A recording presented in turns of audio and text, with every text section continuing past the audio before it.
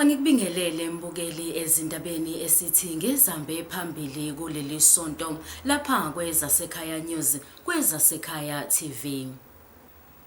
Ungqongqoshe womnyango wezemfundo emazingeni aphansi kuzwelonke uNomfundo uthi konke sekumi ngomumo ukuthi kuqalwe ukufunda ezikoleni zakuleli.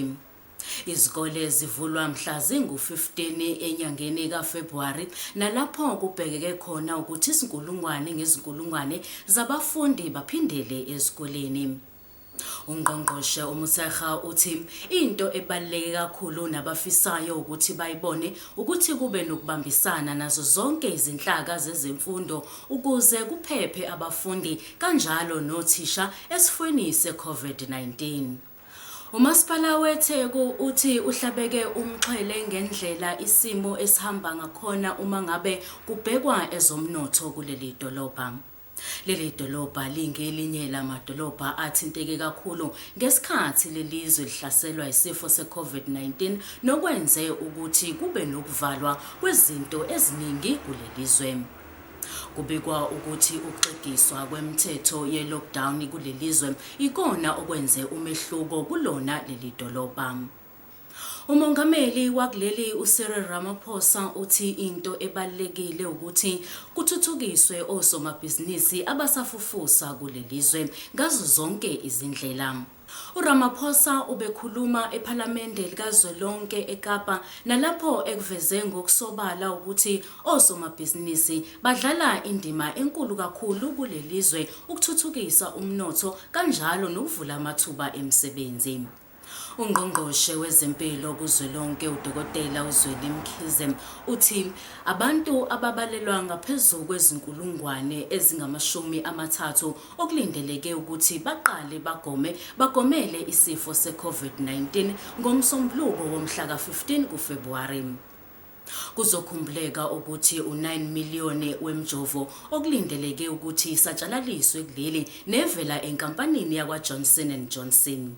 Ungqongqoshe uMkhize uthi into ebalekile ukuthi kube nokubambisana nazo zonke izinhlaka zezempilo ebese kubhekisiswa kabanzi lesi sifo njengoba sithanda ukudlanga kakhulu emphakathini.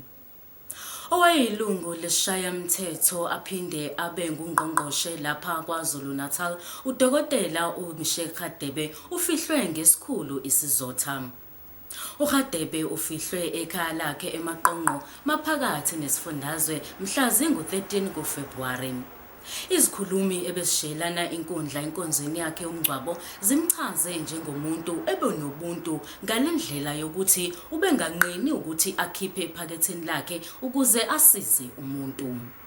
Asibheke kwezemidlalo.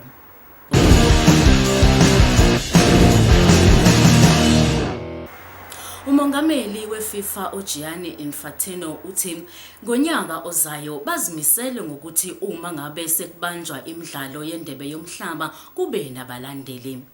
uInfantino uthi into abayibheke kakhulu ukuthi kuthi lemidlalo uma ngabe isidlala wonke umuntu abe eneme engekho umuntu okhalazayo ngokungayi enkundleni. Uthi unethemba lokuthi kuzothi kufika isikhathi sokuthi kudlalwe lemidlalo sibe sesinqubekile lesi sifo se-COVID-19. Owayengumqeqeshi wakuleli kwiMamelodi Sundowns uPeter Mosimane usanconywe kakhulu emazweni angaphandle kanjalo naphesheya kwezilwandle emva ukuba iqembu lakhe Al Ahly lase-Egypt lithathe indawo yesithathu emidlalweni yeFIFA Club World Cup. iBayern Munich yona ibe yiqembu elibe ngompetha kuyona lemidlalo. Kanti Robert Lewandowski uyena ubengumdlali ovelele kule tournament.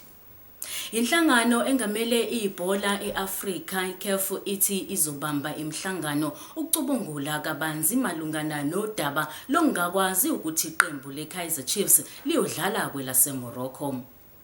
Kuzokhumbuleka ukuthi uhulumeni wakulela lizwe ulihoxisile lolu hambo lwamakhosi ngoba ethi usabela ukuthi bangahle babhebhethekise isifo se-COVID-19.